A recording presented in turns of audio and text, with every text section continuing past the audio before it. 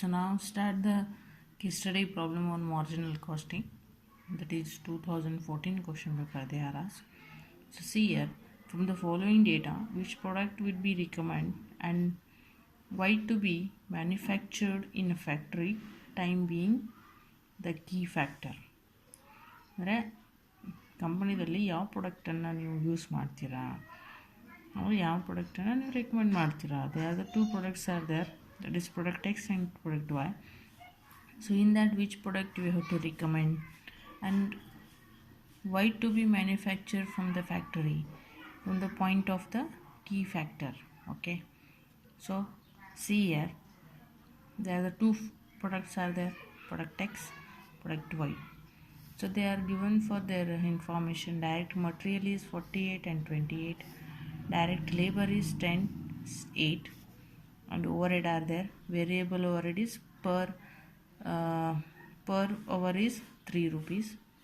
Yes, then fixed in that, fixed for you, and here there is no nothing, and here also for you, and selling price is 150 and 150. It means that overheads we have to be taken here in the problem is variable and fixed. Two category we are divided. Variable ಹೆಂಗೈತೆ ಅಂದರೆ per ಅವರ್ಗೆ 3 rupees ಇದೆ. ಆಮೇಲೆ fixed ಹೆಂಗಿದ್ರೆ total ರೂಪೀಸನ್ನೇ ಕೊಟ್ಬಿಟ್ಟಾರೆ, that is 5 and 5. So both the selling price is 100 and 100. Okay, then here what is the standard time to be produced. So ಎಷ್ಟು production ಮಾಡಬೇಕಾದ್ರೆ ನಿಮ್ಮದು ಸ್ಟ್ಯಾಂಡರ್ಡ್ ಟೈಮಿಂಗ್ ಎಷ್ಟಿದೆ. ಪ್ರಾಡಕ್ಟ್ ಏದು 3 hours ಇದೆ, ಪ್ರಾಡಕ್ಟ್ ಬಿದು 4 hours ಇದೆ. ಸೊ ಈಗ ನಾವು ಹೆಂಗೆ ಇದನ್ನು ಕ್ಯಾಲ್ಕುಲೇಷನ್ ಮಾಡ್ಬೇಕ್ರಿ ಅಂದರೆ, ಸೊ ಅವ್ರೇನು ಹೇಳಿದ್ದಾರೆ, ನೀವು ಯಾವ ಪ್ರಾಡಕ್ಟನ್ನು ರೆಕಮೆಂಡ್ ಮಾಡ್ತೀರಾ, ಸೊ ಯಾವ ರೀತಿಯಾಗಿ ರೆಕಮೆಂಡ್ ಮಾಡ್ತೀರಾ ಅಂತ ಕೇಳಿದ್ದಾರೆ. ನಾವು ಯಾವಾಗಲೂ ಪ್ರಾಡಕ್ಟ್ ರಿಕಮೆಂಡೇಷನ್ ಅಂತ ಬಂದಾಗ, when it is asked in the question for if it is a material ಅಂತ ಕೇಳಿದ್ರೆ ನಾವು ಮಟ್ರಿಯಲನ್ನು ತೆಗಿತೀವಿ, ಎಲ್ಲನೂ ತೆಗಿತೀವಿ. ಹಿಂದಿನ ಪ್ರಾಬ್ಲಮ್ನಲ್ಲಿ ಮಟ್ರಿಯಲ್ ಕೇಳಿದರು, ಮಷಿನ್ ಅವರ್ ಮೇಲೆ ಕೇಳಿದರು, ಲೇಬರ್ ಮೇಲೆ ಕೇಳಿದರು. ಆವಾಗ ನಾವು ಪರ್ಟಿಕ್ಯುಲರಾಗಿ ಮೂರು ಕ್ಯಾಲ್ಕುಲೇಷನ್ ಮಾಡಿದ್ದೀವಿ. ಇಲ್ಲಿ ಏನು ಕೇಳಿದ್ದಾರೆ, ಯಾವ ಪ್ರಾಡಕ್ಟನ್ನು ನೀವು ರಿಕಮೆಂಡ್ ಮಾಡ್ತೀರಾ ಅಂತ ಕೇಳಿದ್ದಾರೆ. ಸೊ ನಾವು ಮಟ್ರಿಯಲ್ ಮೇಲೆ ರಿಕಮೆಂಡ್ ಮಾಡೋಕ್ಕೆ ಹೋದರೆ ಪರ್ ಮಟ್ರಿಯಲ್ ಎಷ್ಟು 5 ರೂಪಾಯಿ ಅಂತ ಕೊಟ್ಟಿಲ್ಲ. ಏನು ಕೊಟ್ಟಿದ್ದಾರೆ, ಟೋಟಲ್ ಕಾಸ್ಟ್ ಕೊಟ್ಟಿದ್ದಾರೆ. ಡೈರೆಕ್ಟ್ ಲೇಬರ್ಸು ಅದನ್ನು ಹಾಗೆ ಮಾಡಿದ್ದಾರೆ. ಬಟ್ ಇಲ್ಲೇನಿತ್ತಂದರೆ ಸ್ಟ್ಯಾಂಡರ್ಡ್ ಟೈಮ್ ಫಾರ್ ಪ್ರೊಡ್ಯೂಸ್ ಮಾಡಬೇಕಾದ್ರೆ ಎಷ್ಟು ಸ್ಟ್ಯಾಂಡರ್ಡ್ ಟೈಮ್ ಇದೆ, 3 hours ಇದೆ. ಕರೆಕ್ಟಾ? ಮಟ್ರಿಯಲ್ ಪರ್ ಅವರ್ ರೇಟ್ ಇಲ್ಲ, ಬಟ್ ಒಂದು ಪ್ರಾಡಕ್ಟನ್ನು ರೆಡಿ ಮಾಡಬೇಕಾದ್ರೆ ಎಷ್ಟು ಅವರ್ ತೊಗೋತದ ಅನ್ನೋದನ್ನು ಕೊಟ್ಟಿದ್ದಾರೆ. ಅಂದರೆ ಲೇಬರ್ಸು ಪ್ರಾಡಕ್ಟನ್ನು ರೆಡಿ ಮಾಡಬೇಕಾದ್ರೆ ಎಷ್ಟು ತೊಗೋತಾರೆ ಟೈಮಿಂಗು, ಹಿಂಗೆ ಮೀನಿಂಗ್ ಆಗ್ತದೆ ಅದು. ಅಂದರೆ ನಾವಿಲ್ಲಿ ಏನು ತೆಗಿಬೇಕಂದ್ರೆ, ನಾವು total production or maybe contribution per hour ಯಾರ್ದು ತೆಗಿಬೇಕಂದ್ರೆ ಲೇಬರ್ದು ತೆಗಿಬೇಕು. ಅವ್ರು ಎಷ್ಟು ಅವರ್ ಸ್ಟ್ಯಾಂಡರ್ಡ್ ಅವರ್ಸ್ ಇದೆ ನೋಡಿರಿ, ಇಲ್ಲಿ ಪ್ರೊಡ್ಯೂಸ್ ಮಾಡೋದು ಎಷ್ಟು ಅವರ್ ಐತ್ರಿ, ಇಲ್ಲಿ ಪ್ರೊಡ್ಯೂಸ್ ಮಾಡೋದು ಅವರ್ ಕೊಟ್ಟಿದ್ದಾನೆ ಅವನು. ಅಂದರೆ ಇದು ಲೇಬರ್ ಮೇಲೆ ಡಿಪೆಂಡ್ ಇರ್ತದೆ, ಅವನು ಎಷ್ಟು ಅವರ್ ವರ್ಕ್ ಮಾಡ್ತಾನೆ ಅದು, not machine it is. Okay, so machine ಇತ್ತಂದ್ರೂ ನಾವು ಅವರ್ಸಲ್ಲೇ ತೊಗೋತೀವಿ. ಬಟ್ ನಾವು ಇಲ್ಲಿ ಏನು ಮಾಡ್ತೀವಿ ಅಂದರೆ, ಮಷಿನ್ ಇತ್ತಂದರೆ ನಮಗೆ ಟೋಟಲ್ ಮಷಿನರಿ ಫ್ಯಾಕ್ಟರ್ಸ್ ಇಲ್ಲ. ಸೊ ಅದಕ್ಕೆ ಸ್ಟ್ಯಾಂಡರ್ಡ್ ಪ್ರೊಡ್ಯೂಸ್ ಫಾರ್ ಅವರ್ ಕೊಟ್ಟಿದ್ದಾರೆ ಅಂದಮೇಲೆ ನಾವು ಪ್ರೊಡಕ್ಟ್ಸನ್ನು ಲೇಬರ್ ಮೇಲೆ ತೊಗೋತೀವಿ. ಲೇಬರ್ ಮೇಲೆ ಅವರ್ಸ್ ಮೇಲೆ ನಾವೇನು ಮಾಡ್ತೀವಿ, ಕ್ಯಾಲ್ಕುಲೇಷನನ್ನು ಮಾಡ್ತೀವಿ. ಸೊ ನಾವೇನು ಮಾಡಬೇಕಂದ್ರೆ, first what we have to do, ನಾವು ಲೇಬರ್ ಮೇಲೆ ಪ್ರೊಡಕ್ಷನನ್ನು ಮಾಡ್ತೀವಿ. ಸೊ ನಮಗೆ ನಾವು ಯಾವ ಪ್ರಾಡಕ್ಟನ್ನು ತೊಗೋಬೇಕಾದ್ರೆ ಏನು ಮಾಡ್ತೀವಿ, ಕಾಂಟ್ರಿಬ್ಯೂಷನ್ ಪರ್ ಅವರನ್ನೇ ಕ್ಯಾಲ್ಕುಲೇಷನ್ ಮಾಡಬೇಕು. ಪರ್ ಅವರ್ಗೆ ಎಷ್ಟು ಕಾಂಟ್ರಿಬ್ಯೂಷನ್ ಆಗುತ್ತೆ ಅದ್ರ ಮೇಲೆ we have to select for the product. So ನಾವು ಲೇಬರ್ ಮೇಲೆ ಮಾಡತ್ತೀವಿ ಅಂದಮೇಲೆ contribution divided by number of labour hours. ಕರೆಕ್ಟಾ? ಸೊ ನಮ್ಗೆ ಈಗೇನು ಬೇಕು ರೀ, ಕಾಂಟ್ರಿಬ್ಯೂಷನ್ ಬೇಕು. Is it? So they are the X and Y, ಎರಡೂ ಪ್ರಾಡಕ್ಟ್ ಇದ್ದಾವೆ. ಸೊ ಈಗ ನಮಗೇನು ಬೇಕು, ಟೋಟಲಿ ಕಾಂಟ್ರಿಬ್ಯೂಷನನ್ನು ಕ್ಯಾಲ್ಕುಲೇಷನ್ ಮಾಡಬೇಕು. ಸೊ ಕಾಂಟ್ರಿಬ್ಯೂಷನ್ ಹೆಂಗೆ ಕ್ಯಾಲ್ಕುಲೇಷನ್ ಮಾಡ್ತೀವಿ ನಾವು, what is a formula, sales minus variable cost. ಕರೆಕ್ಟಾ? So X and Y two are there. So ಎಕ್ಸದು ಸೇಲ್ಸ್ ಎಷ್ಟಿತ್ತು ರೀ? 150. ವೈದು ಎಷ್ಟಿದೆ? 100. Yes. So 150 is x and 100 is a y. So variable cost we want. Correct? Calculation of variable cost. ಪ್ರಾಬ್ಲಮ್ದಲ್ಲಿ ಡೈರೆಕ್ಟಾಗಿ ಕೊಟ್ಟಿಲ್ಲ variable cost. ಕರೆಕ್ಟಾ? ನಾ ಏನು ಹೇಳಿದ್ದೀನಿ, ಎಲ್ಲ ಟೋಟಲ್ ಓವರ್ ಹೆಡ್ಸ್ ಎಲ್ಲ ಕೂಡ ಏನಾಗುತ್ತೆ? ವೇರಿಯಬಲ್ ಕಾಸ್ಟ್ ಆಗುತ್ತೆ. ಡೈರೆಕ್ಟ್ ಮಟೀರಿಯಲ್ಸ್ ಇರಲಿ, ಡೈರೆಕ್ಟ್ ವೇಜಸ್ಸು, ಡೈರೆಕ್ಟ್ ಎಕ್ಸ್ಪೆನ್ಸಸ್ಸು, ಆಮೇಲೆ manufacturing expenses, selling expenses, administrative expenses and distribution expenses ಎಲ್ಲನೂ ಟೋಟಲ್ ಮಾಡಿದ್ರೆ ನಮಗೆ ವೇರಿಯಬಲ್ ಕಾಸ್ಟ್ ಸಿಗ್ತದೆ. ಸೊ ಇಲ್ಲಿ ಏನೇನಿದೆ? ಮಟೀರಿಯಲ್ ಇದೆ, ಲೇಬರ್ ಇದೆ, ಓವರ್ ಹೆಡ್ಸ್ ಇದೆ. ಓವರ್ ಹೆಡ್ಸಲ್ಲಿ ವೇರಿಯಬಲ್ಲು ಮತ್ತು ಫಿಕ್ಸ್ಡ್ ಅಂತ ಎರಡು ಡಿವೈಡೆಡ್ ಮಾಡಿಕೊಟ್ಟಿದ್ದಾರೆ. Yes. So selling price you are taken and this is a working hours. So ಏನೇನು ಕೊಟ್ಟಿದ್ದಾನೆ?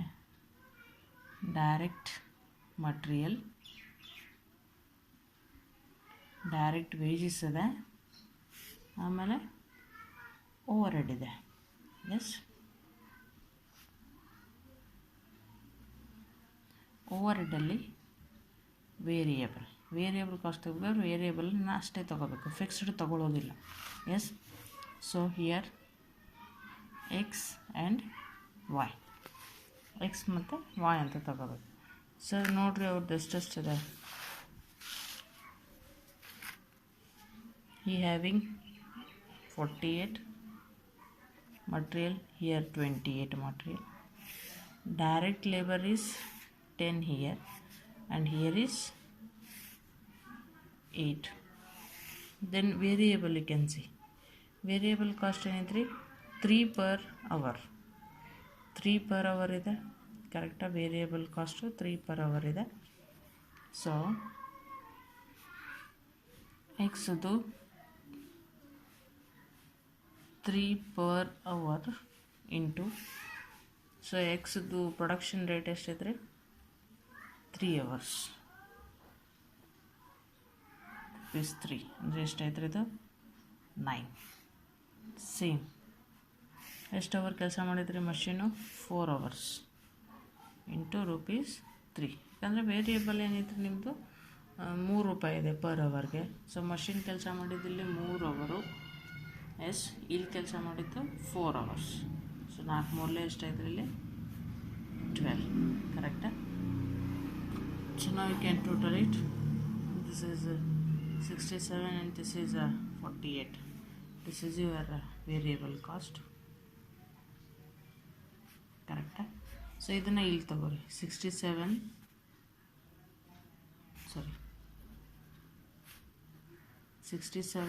and here this is 48. So contribution ಎಷ್ಟಾಗುತ್ತೆ? 83 and this is 52. ಕರೆಕ್ಟಾ? ಸೊ ಕಾಂಟ್ರಿಬ್ಯೂಷನ್ ತಗೊಂಡ್ರೆ ಎಸ್ ಎಷ್ಟೈತ್ರಿ? 83 ಇದೆ. ಎಸ್. X is 83. ಆಮೇಲೆ ನಂಬರ್ ಆಫ್ ಲೇಬರ್ ಅವರ್ಸ್ ಹಿಂದಿನ ಪ್ರಾಬ್ಲಮ್ದಲ್ಲಿ calculation ಮಾಡಿದ್ವಿ. ಟೋಟಲ್ ಕಾಸ್ಟ್ ಕೊಟ್ಟಿದ್ದು ಒಂದು ತಾಸಿಗೆ, 1 ಯೂನಿಟ್ಗೆ ಅಥವಾ 1 ಅವರ್ಗೆ ಎಷ್ಟು ರೇಟ್ ಅಂತ ಕೊಟ್ಟಿದ್ರು. ಸೊ ಟೋಟಲ್ ಕಾಸ್ಟ್ಗೆ 1 ಅವರ್ ರೇಟನ್ನು ಡಿವೈಡ್ ಮಾಡಿದ್ವಿ, ಎಷ್ಟು ಅವರ್ ಕೆಲಸ ಮಾಡಿದ್ರೆ ಕೊಟ್ಟಿದ್ರು. ಬಟ್ ಇಲ್ಲಿ ಏನು ಮಾಡಿದ್ದಾರೆ ಪ್ರಾಬ್ಲಮ್ದಲ್ಲಿ? ದೇ ಆರ್ ಮೆನ್ಷನ್ ಡೈರೆಕ್ಟ್ಲಿ, ಕ್ಲಿಯರಾಗಿ ನಿಮಗೆ ಏನು ಮಾಡಿದ್ದಾರೆ? ಕೊಟ್ಟಿದ್ದಾರೆ. So what is that? X is 3 hours. ಅಂದರೆ ಎಕ್ಸದು ಎಷ್ಟಾಯ್ತು ರೀ? 27.6 ಆಯಿತು. ಸೊ ಕಾಂಟ್ರಿಬ್ಯೂಷನ್ ವೈದು ಎಷ್ಟಿದೆ? 52 ಇದೆ. ಲೇಬರ್ ಅವರ್ ಎಷ್ಟೈತ್ರಿ? ಇದು 4 hours. ಎಷ್ಟಾಗ್ತದೆ ರೀ? 13. So C the comparison here. ಇಲ್ಲಿ ಬೇಕಾದ್ರೆ ನೀವು ಮಷಿನ್ ಅವರ್ ಅಂತಲೂ ತೊಗೊಂಡು ನಡೀತದೆ, ಲೇಬರ್ ಅವರ್ ಅಂತಲೂ ತೊಗೊಂಡು ನಡೀತದೆ, or may be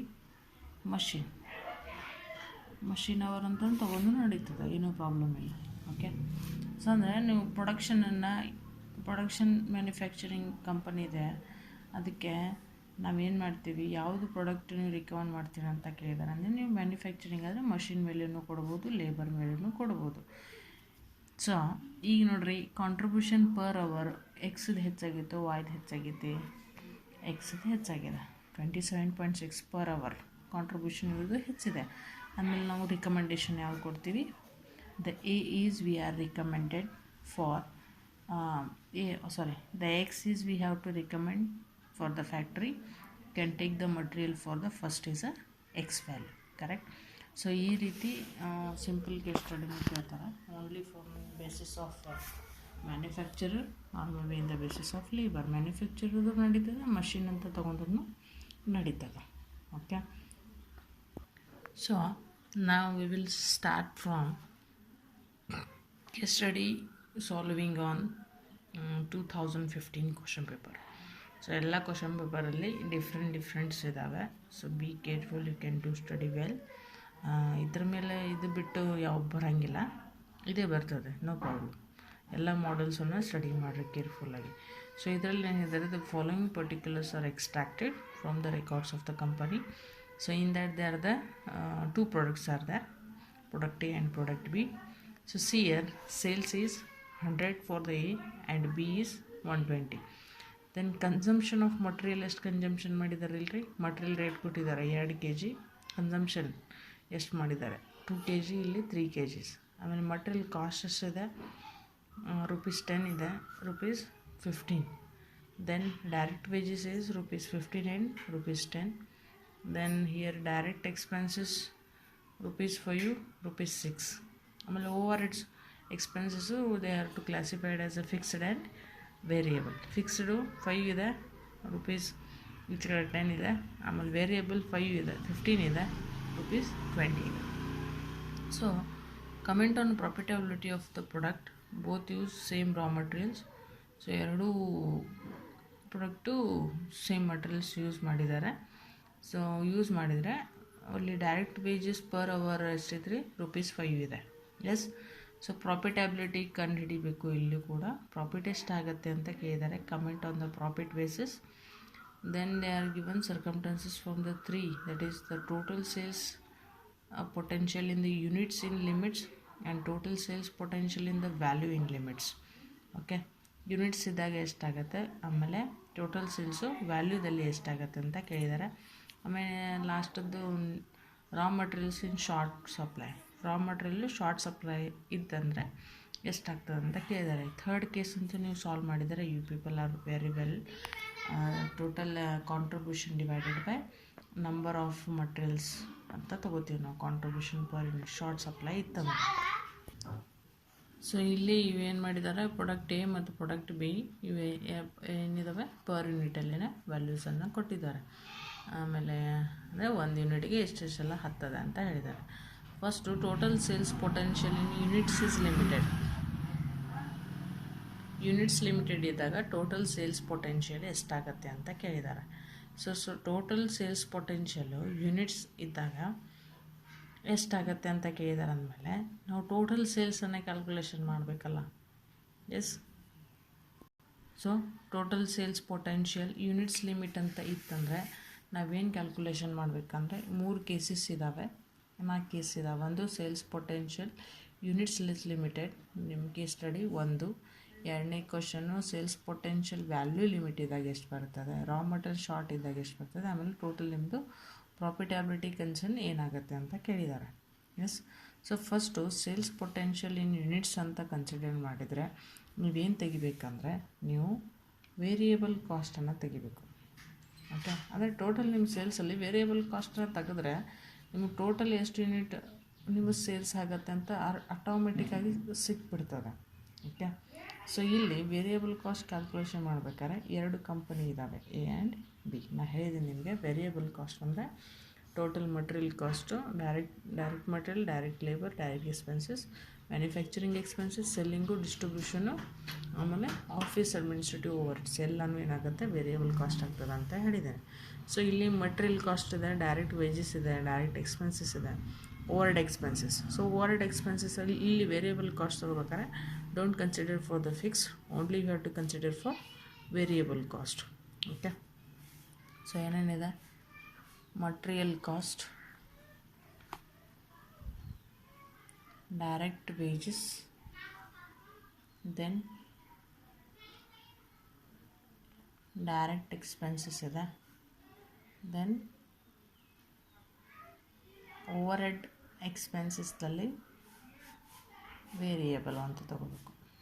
S, so ಇದು ಎಷ್ಟೈತ್ರಿ, material cost is 10, then 15,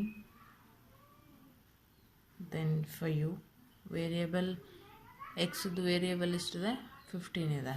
so ಬಿದು ಬರ್ರಿ, material cost 15, direct is 10, then here direct expense is 6 and variable is 20. So total ಎಷ್ಟಾಗ್ತದೆ ಇದು, this will having 45 and this will for 51. then ನಿಮ್ಮದು variable cost ಕರೆಕ್ಟಾ.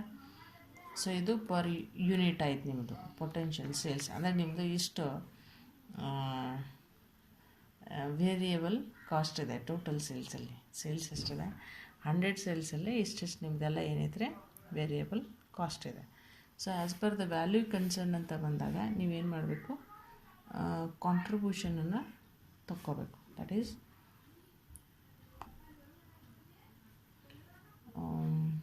Sales minus variable cost. ಈ formula ತೊಗೋತೀವಿ, ಯಾಕಂದರೆ sales ಇದೆ ಆಮೇಲೆ ವೇರಿಯಬಲ್ ಕಾಸ್ಟು ಇದೆ. That is A and B. ಈ ಕಂಪ್ನಿದು ಸೇಲ್ಸ್ ಎಷ್ಟೈತೆ ನೋಡ್ರಿ, 100, ದೆನ್ ಬಿದು 120, then variable is 45, here 51. So total ಎಷ್ಟಾಗ್ತದೆ ಇದು, 55 is contribution is 69. Yes, so ಇದು ನಿಮ್ಮದು ಟೋಟಲ್ ವ್ಯಾಲ್ಯೂ ಲಿಮಿಟ್ಸ್ ಇದ್ದಾಗ ನಮ್ಮದು ಇಷ್ಟೆಷ್ಟು ಟೋಟಲ್ ಕಾಂಟ್ರಿಬ್ಯೂಷನ್ ಆಗ್ತದೆ ಅಂತ ಹೇಳ್ತೀವಿ ನಾವು. ದೆನ್ ರಾ ಮಟೀರಿಯಲ್ ಶಾರ್ಟ್ ಇದ್ದಾಗ ಫಾರ್ಮುಲಾ ಅಂತ ಗೊತ್ತಿದೆ ನಿಮಗೆ, contribution per hour is equal to contribution divided by number of kg of raw material. Raw material ಇದೆ ಅಂದಮೇಲೆ ನಾವು ರಾ ಮಟೀರಿಯಲನ್ನು ಕನ್ಸಿಡರ್ ಮಾಡ್ತೀವಿ. Yes, A and B. So ಎದು ಕಾಂಟ್ರಿಬ್ಯೂಷನ್ ಎಷ್ಟೈತೆ ರೀ, 55 ಇದೆ. ಬಿದು ಕಾಂಟ್ರಿಬ್ಯೂಷನ್ ಎಷ್ಟೈತೆ, 69 ಇದೆ.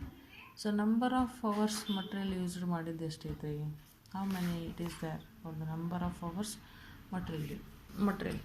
ಸೊ ಕನ್ಸಂಪ್ಷನ್ ಆಫ್ ಮಟೀರಿಯಲ್ ಅಂತ ಕೊಟ್ಟಿದ್ದಾರೆ ಪ್ರಾಬ್ಲಮ್ದಲ್ಲಿ. ಕನ್ಸಂಪ್ಷನ್ ಎಷ್ಟು ಮಾಡಿದ್ದಾರೆ, ಹಿಂದಿನ ಪ್ರಾಬ್ಲಮ್ದಲ್ಲಿ ಪರ್ kg ಕಾಸ್ಟ್ ಇತ್ತು. ಸೊ ಹಿಂದಿನ ಪ್ರಾಬ್ಲಮ್ದಲ್ಲಿ ಏನು ಹೇಳಿದರು, 1 kgಗೆ ಇಷ್ಟು ರೂಪಾಯಿ ಇದೆ, ಟೋಟಲ್ ನಾವು ಇಷ್ಟು ರೊಕ್ಕ ಕೊಟ್ಟು ತೊಗೊಂಡಿವಿ, ಬಟ್ kg ಇರಲಿಲ್ಲ. ಅಲ್ಲಿ ನಾವು kg ಕ್ಯಾಲ್ಕುಲೇಷನ್ ಮಾಡಿದ್ವಿ. ಇಲ್ಲಿ ಕನ್ಸಂಪ್ಷನ್ ಎಷ್ಟು ಮಾಡಿದೆ ಅನ್ನೋದು kgನ ಡೈರೆಕ್ಟಾಗಿ ಕೊಟ್ಟಿದ್ದಾರೆ. ಎಸ್, ಸೊ kg ಡೈರೆಕ್ಟಾಗಿ ಕೊಟ್ಟಿದ್ದಾರೆ ಅಂದರೆ X is using for the 2 kg and A is using 2 kg, B is using 3 kg. ಎಷ್ಟಾಗ್ತದೆ ಇದು, how much it will come, that is 27.5 and B it will come for the 23. So per hour contribution ಯಾವ್ದು ಹೆಚ್ಚಾಗಿತ್ತು ನಿಮ್ಮದು, 27.5 per hour contribution. ಇದು ಹೆಚ್ಚೈತೆ ಅಂದಮೇಲೆ this is good from the company has to be give the first production for the produce from product A. Yes, ಇದನ್ನು ಸಜೆಷನನ್ನು ಬರೀಬೇಕು. So in case of ಪ್ರಾಫಿಟಬಿಲಿಟಿದಲ್ಲಿ ಬಂದರೆ, ಎಸ್ ಪ್ರಾಫಿಟಬಿಲಿಟಿ ಬಂದರೆ ನಾವು ಏನು ಮಾಡ್ಕೋಬೇಕಾಗತ್ತೆ, ಪ್ರಾಫಿಟಬಿಲಿಟಿ ನಾವು ಎದ್ರ ಮೇಲೆ ತೆಗಿತೀವಿ, ಎಷ್ಟು ನಮ್ಮದು ಕಾಂಟ್ರಿಬ್ಯೂಷನ್ ಇದೆ ಮತ್ತು ಎಷ್ಟು ನಮ್ಮದು ಏನಾಗೈತೆ ಕೆಲಸ ಮಾಡಿದ್ದೀವಿ, ಎಷ್ಟು ಅಂದರೆ ಟೋಟಲ್ ಕಂಪನಿ ಪ್ರಾಫಿಟನ್ನು ನಾವು ಯಾವ ರೀತಿ ಮೇಲೆ ತೆಗಿತೀವಿ ಅಂದರೆ, ನಾವು ಇಷ್ಟು ಕೆಲಸ ಮಾಡಿದರೆ ನಮ್ಮದು ಇಷ್ಟು ಕಾಂಟ್ರಿಬ್ಯೂಷನ್ ಇದೆ. ಇನ್ ಕೇಸ್ ಆಫ್ ಕಂಪನಿ ಪ್ರಾಫಿಟನ್ನು ನಾವು ಮಟೀರಿಯಲ್ ಮೇಲೆ ತೆಗಿಬೋದು, ಲೇಬರ್ ಮೇಲೆ ತೆಗಿಬೋದು, ಮಷಿನರಿ ಅವರ್ಸ್ ಮೇಲೂ ತೆಗಿಬೋದು. ಬಟ್ ಇಲ್ಲಿ ಏನು ಮಾಡಿದ್ದಾರೆ, ಡೈರೆಕ್ಟ್ ವೇಜು ಪರ್ ಅವರ್ ಎಷ್ಟೈತಿ 5 ಇದೆ ಅಂತ ಕೊಟ್ಟಿದ್ದಾರೆ, ಕರೆಕ್ಟಾ. ಸೊ ಪರ್ ಅವರು 5 ಅಂದಮೇಲೆ ಡೈರೆಕ್ಟ್ ವೇಜ್ ಪರ್ ಅವರ್ 5 ರೂಪಾಯಿ ಕೊಟ್ಟಿದ್ದಾರೆ. ವೇಜನ್ನು ನಾವು ಯಾರಿಗೆ ಕೊಡ್ತೀವಿ? ಲೇಬರ್ಗೆ ಕೊಡ್ತೀವಿ. ಕರೆಕ್ಟಾ? ಸೊ ಲೇಬರ್ ಕೊಟ್ಟಿದ್ದೀವಿ, ನಾವು ಪ್ರಾಫಿಟನ್ನು ಹೆಂಗೆ ಕನ್ಸಿಡರ್ ಮಾಡಬೇಕು? ನಾವು ಅವ್ರು ಎಷ್ಟು ಕೆಲಸ ಮಾಡಿದ್ದಾರೆ ಅದ್ರ ಮೇಲೆ ಕ್ಯಾಲ್ಕುಲೇಷನ್ ಆಗ್ತದೆ. ಎಸ್. ಸೊ ಫಾರ್ಮುಲಾ ಏನು ಬರ್ತದೆ ರೀ? Contribution per hour. ಯಾವಾಗೂ ಪರ್ ಅವರ್ ಮೇಲೆ ತೆಗಿತೀವಿ ನಾವು ರೆಕಮೆಂಡೇಷನ್ ಮಾಡಬೇಕಾದ್ರೆ. ಸೊ ಎಷ್ಟು ನಮ್ಮದು ಕಾಂಟ್ರಿಬ್ಯೂಷನ್ ಇದೆ, ಆಮೇಲೆ ಎಷ್ಟೊತ್ತು ನಾವು ಕೆಲಸ ಮಾಡಿದ್ದೀವಿ. So A and B. ಕರೆಕ್ಟಾ? ಎದು ಕಾಂಟ್ರಿಬ್ಯೂಷನ್ ಎಷ್ಟೈತೆ ರೀ? 55 ಇದೆ. ಬಿದು ಕಾಂಟ್ರಿಬ್ಯೂಷನ್ 69 ಇದೆ. Yes clear? 55, 69. ಎಸ್. ಈಗ ನಮಗೇನು ಬೇಕು? Number of hours. ಎಷ್ಟೊತ್ತು ಕೆಲಸ ಮಾಡಿದ್ದಾರೆ ಬೇಕು ನಮಗೆ. ಸೊ ನಂಬರ್ ಆಫ್ ಅವರ್ಸ್ ತೆಗಿಬೇಕಾದ್ರೆ ಫಾರ್ಮುಲಾ ಏನೈತಂದರೆ, ಡೈರೆಕ್ಟ್ ನಾವು ಅವ್ರಿಗೆ ಎಷ್ಟು ವೇಜ್ ಕೊಟ್ಟಿದ್ದೀವಿ, ಅಂದರೆ ಎಷ್ಟೊತ್ತು ಕೆಲಸ ಮಾಡಿದ್ದಾರೆ ಅಂದರೆ ನಾವು ಟೋಟಲ್ ರೊಕ್ಕ ಎಷ್ಟು ಕೊಟ್ಟಿದ್ದೀವಿ, ಆಮೇಲೆ direct wage rate per hour ಅಂದರೆ ಟೋಟಲ್ ಇಷ್ಟು ರೊಕ್ಕ ಕೊಟ್ಟಿದ್ದೀವಿ, ಒಂದು ತಾಸಿಗೆ ಇಂತಿಷ್ಟಂತೆ ಅಂತ ಇದ್ದಾಗ ನಾವು ಅವ್ರು ಎಷ್ಟೊತ್ತು ಕೆಲಸ ಮಾಡಿದ್ದಾರೆ ಅನ್ನೋದು ನಮಗೆ ಸಿಗ್ತದೆ. ಸೊ ಏದವ್ರಿಗೆ ಡೈರೆಕ್ಟ್ ವೇಜ್ ಎಷ್ಟೈತೆ ರೀ? 15 ಇದೆ. ಎಸ್. ಸೊ 15 ಇದೆ. ಡೈರೆಕ್ಟ್ ವೇಜ್ 15 ಇದೆ ಏದು. ಬಿದು ಎಷ್ಟೈತಿ? 10 ಐತಿ. ಸೊ ಬಿದು ಎಷ್ಟೈತಿ? 10 ಐತಿ. So direct wage rate per hour ಪ್ರಾಬ್ಲಮ್ದಲ್ಲಿ ಏನು ಹೇಳಿದ್ದಾರೆ? ಎರಡೂ side both the same raw material, ಎರಡೂ ಸೇಮ್ ಮಟೀರಿಯಲ್, ಇವೆರಡೂ ಸೇಮ್ ಮಟೀರಿಯಲು ರಾ ಮಟೀರಿಯಲನ್ನು ವೇಜ್ ರೇಟ್ ಏನು ಕೊಟ್ಟಿದ್ದೀವಿ? Per hour is 5. ಎರಡಕ್ಕೂ ನಾವು ಏನು ಮಾಡಬೇಕು? 5ನೇ ಅಪ್ಲೈ ಮಾಡಬೇಕು. 5 hours ಆ್ಯಂಡ್ 5 hours. ಅಂದರೆ ಇದು ಎಷ್ಟಾಯ್ತು ರೀ? ಇವರು 3 hours ಮಾಡಿದಂಗೆ ಆಯಿತು, ಇವರು 2 hours ಕೆಲಸ ಮಾಡಿದಂಗೆ ಆಯಿತು. ಕರೆಕ್ಟಾ? ಸೊ ನಾವು ಈಗೇನು ಮಾಡಬೇಕು? ಎದವರೆಷ್ಟು 3 hours ಕೆಲಸ ಮಾಡಿದ್ದಾರೆ, ಕಾಂಟ್ರಿಬ್ಯೂಷನ್ ಎಷ್ಟಿದೆ? 3 ತಾಸು ಕೆಲಸ ಮಾಡಿದ್ದಾರೆ. ಬಿದವರು ಕಾಂಟ್ರಿಬ್ಯೂಷನ್ ಅಷ್ಟಿದೆ, ಕೆಲಸ ಅವರಷ್ಟು ಮಾಡಿದ್ದಾರೆ. ಸೊ ಇದು 18.33 ಆಗುತ್ತೆ. ಇದೆಷ್ಟಾಗ್ತದೆ ರೀ? 34.5 ಆಗ್ತದೆ. ಸೊ ಇದ್ರಾಗ ನೀವು ಪ್ರಾಫಿಟನ್ನು ಯಾವ ಕಂಪ್ನಿದಲ್ಲಿ ಕನ್ಸಿಡರ್ ಮಾಡ್ತೀರಿ? ನಾ ಏನು ಹೇಳಿರಿ? ಪ್ರಾಫಿಟ್ ಹೆಚ್ಚಾಗೈತಿ ರೀ, ಹೆಚ್ಚಾಗೈತಿ ಪರ್ ಅವರು ಬಿದವರು. ಸೊ ಹಾಗಾಗಿ ನಾವು ಕಾಂಟ್ರಿಬ್ಯೂಷನ್ ಇದು ಪ್ರಾಫಿಟಾಗಿ ಕನ್ಸಿಡರ್ ಮಾಡಿದರೆ ನಾವು ಯಾವ ಪ್ರಾಡಕ್ಟನ್ನು ಚಾಯ್ಸ್ ಮಾಡ್ತೀವಿ? We are recommend for profit from the concern. Okay. So ಈ ರೀತಿ this is 2015 question paper. S.